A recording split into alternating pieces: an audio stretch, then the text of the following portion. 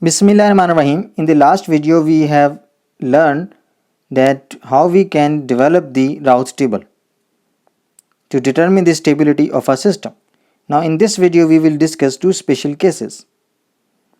The first special case is when there appears the 0 in the first column. So let's discuss it with the help of the example. Let's suppose this is our polynomial d of s, that is equal to s power 5 plus 2s4 plus 4s cube plus 8s square plus 3s plus 1, and that is equal to 0. That is the characteristic equation of our closed loop transfer function. So let's start developing the Routh table. So first of all, writing all the powers in one column.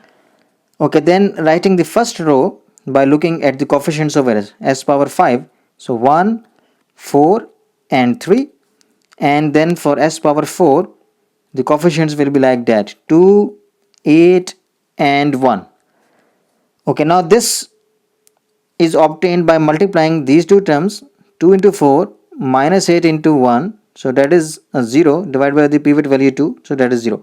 So this is 0, right? And to get the next value, 2 into 3 minus 1, 6 minus 1, 5, 5 divided by 2, so that will be equal to 2.5, and the next value will be 0.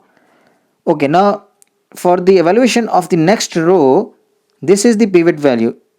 So you will have to multiply this one with this, 0 into 8 minus this, 2 into 2.5, so 0 minus 5 will be minus 5 divided by 0, this will give you infinity. So if your pivot value is 0, your first entry in the column is 0, then all the terms will become infinity. So over here the Routh array is considered to be filled. So what we do for this one, there are two methods to solve for this problem. The first thing is replace the 0 by the epsilon naught, epsilon, that is a very small number, and complete the array. Then examine the sign change by taking a very small epsilon value that is approaching to 0 and determine the change in the sign.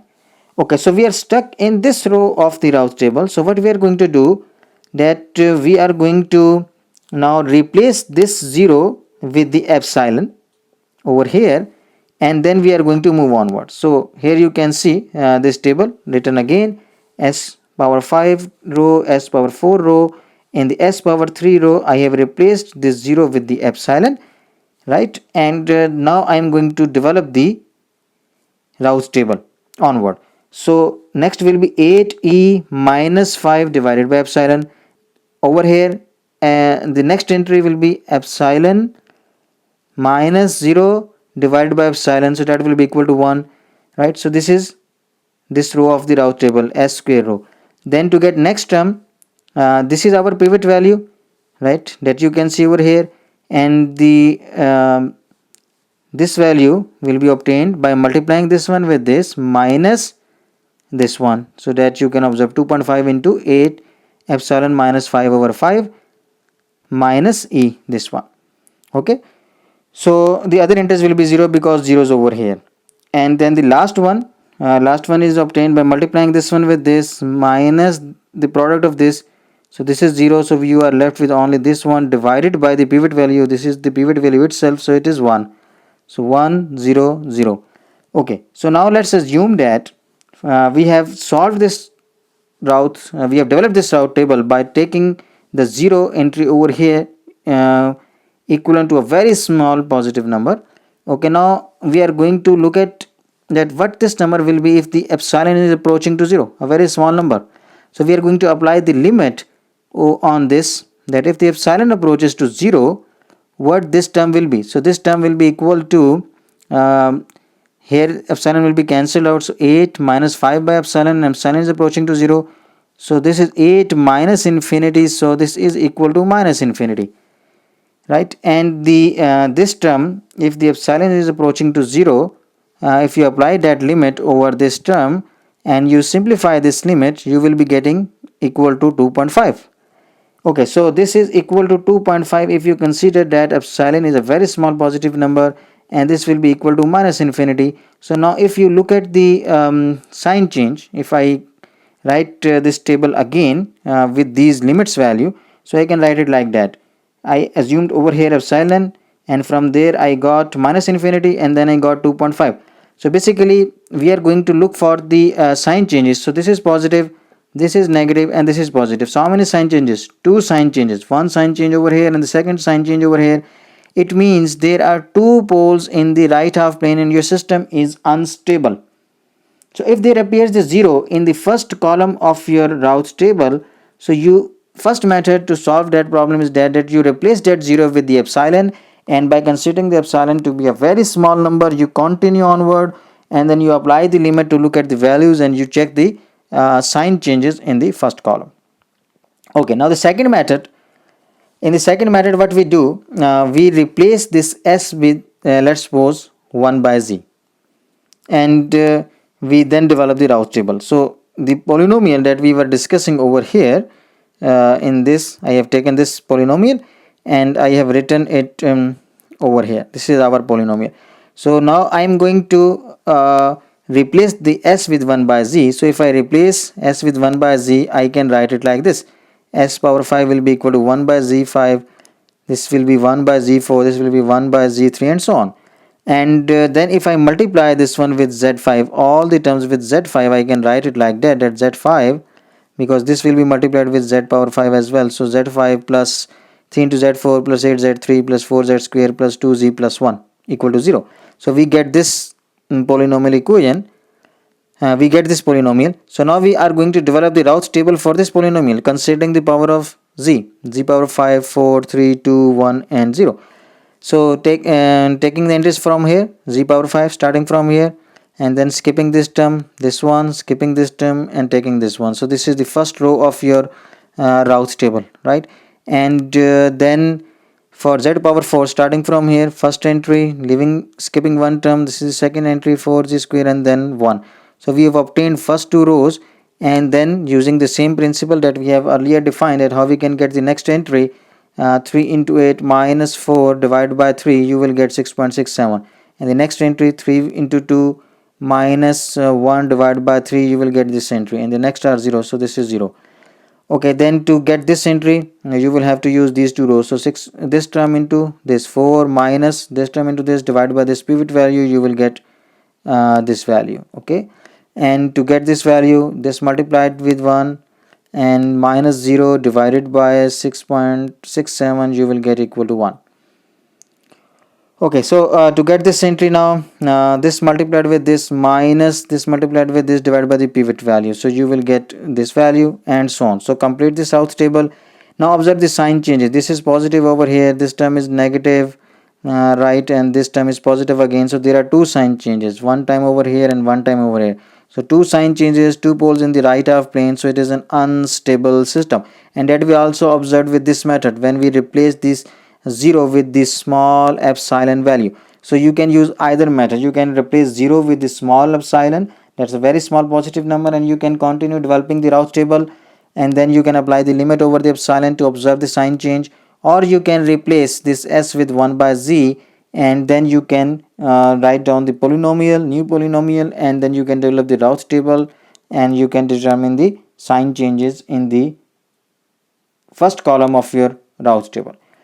Okay, so now look at the second special case when the whole row of the Routh table becomes 0. In the first case, their first entry was 0. Now when the whole row becomes 0, how to treat with that one?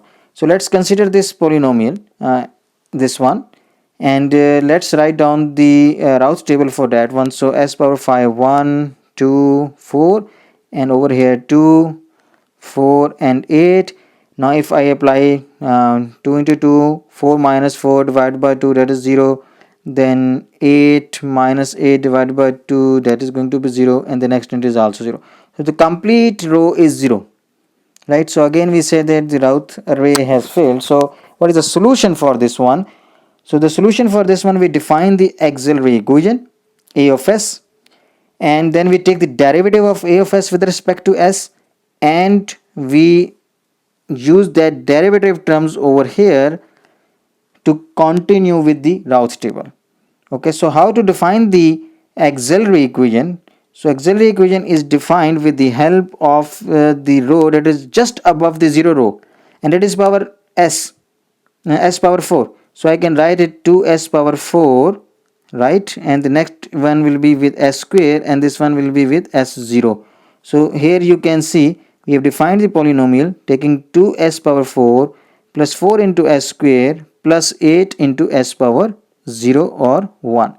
Okay, so we have defined the auxiliary polynomial using the row that is just above the 0 row and then taking its derivative with respect to s. So if I take the derivative of this polynomial, so this will be 8s cube plus 8s and the 0 over here. So now what is the next thing? Replace the 0 row with the derivative of this auxiliary polynomial. So the derivative is this one, and that you can see now it's a row for s power 3, right? So you will replace it with 8, you will replace it with 8, and the next term is 0, so that is over here.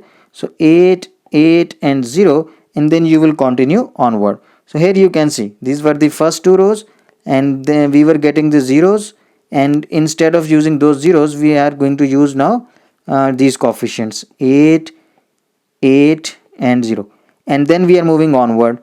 So to get the coefficient of this term now, 2 into 8 16 minus 64 divided by 2, so you are going to get minus 24, and for the next entry 0 minus 0 divided by 2 it is 0, and so on. And then if you look at for this entry, so this will be obtained minus 24 into 8 minus 0 divided by minus 24, so that will be equal to 8. So here you can observe two sign changes.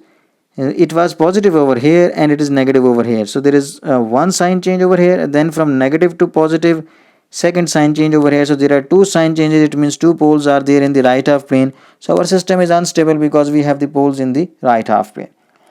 Okay, so if you get the complete row as a 0 row, so how you will move onward? So you will define the auxiliary polynomial using the array just above the 0 array, and you will take the derivative of that one, and you will replace the zeros with the coefficients of the derivative of the above equation, and you will develop the Routh table as we have already discussed. Okay, so now let's look at another example. This is our polynomial characteristic equation, and this will give you the 0 array. So first of all, developing the Routh table 1, 24 and minus 25, starting from s power 5, highest power as s power 5, s power 5, then s power 3, then s, these powers will be considered. And then for s4, starting for this s4, it will be 2, then 48 and then minus 50. So you have obtained first two rows, and the next rows you can determine yourself. So if you determine the next row s3, so all the entries will be 0. So what you will have to do, you will have to define the auxiliary polynomial, and for auxiliary polynomial we will be using this polynomial. So a of s will be equal to 2s square plus 48s square minus 15, that you can see over here, these coefficients. Okay, now take the derivative of this with respect to s, so you will get this one. So now we are going to use these coefficient 8 over here and the 96 over here. So we are not going to use this row, rather we have updated row for s power 3, and we will develop the Routh table with the help of that one. So 8 into 48 minus 96 into 2 divided by 8, you are going to get 24, right? And then for the next entry, 8 into minus 50 minus 0 divided by 8, so you will get minus 50, and the next term will be 0. Okay, then how to get this term? 24 into 96 minus 50 into 8 divided by 24, so you will get 112.7, and this will give you 0, right? So these entries will be 0, and then this entry will be obtained, this multiplied this minus 0 divided by this, so you are going to get minus 50. So your Routh table is complete. And now if you look at the sign change, up to this point all of these are positive, but this entry is negative, so it means there is one sign change. So one sign change means there is one pole in the right half plane, and the system is unstable because your pole is in the right half plane, right? So now you can also find out the roots with the help of this 0 row. We have defined the auxiliary polynomial with the help of the with the help of the row that is right above the 0 row, so that is written over here. And if I set it equal to 0 and I solve it for the roots, I will get these roots, right? So it's a fourth order equation, so there will be 4 roots. So first root is s plus minus 1 and the other root is plus minus 5j. So what that means? Means that this polynomial can now be written as like that, because plus 1 and minus 1 are the roots. So s plus 1, s minus 1, s plus 5j and s minus 5j, those should be equal to 0. Okay, auxiliary polynomial. So our exact polynomial is this one. So what this means, that if we set it equal to 0, so these roots will be the parts of our main polynomial, this one. This is of order 5th. So 4 roots are this one, 1 additional root will be there, and if you solve it for that, you will get this one s plus 2, that is the additional root. These are the roots coming from the solution of this auxiliary equation, right? Okay, so which pole lie in the right half plane? This one, s plus s is equal to 1 from here. That's the pole that is in the right half plane, and because of that your system is unstable. All other poles are in the left half plane obtained from the auxiliary equation, and because of this pole s minus 1, that is s is equal to 1, so your system is unstable. So you can find out the roots using the auxiliary polynomial that we defined right above the 0 row, and those roots will be the part of the roots of your main equation, that is the main polynomial for which you are developing the Routh table. Okay, now in the next video we will discuss some more examples related to the Routh table and Routh stability. Thank you very much.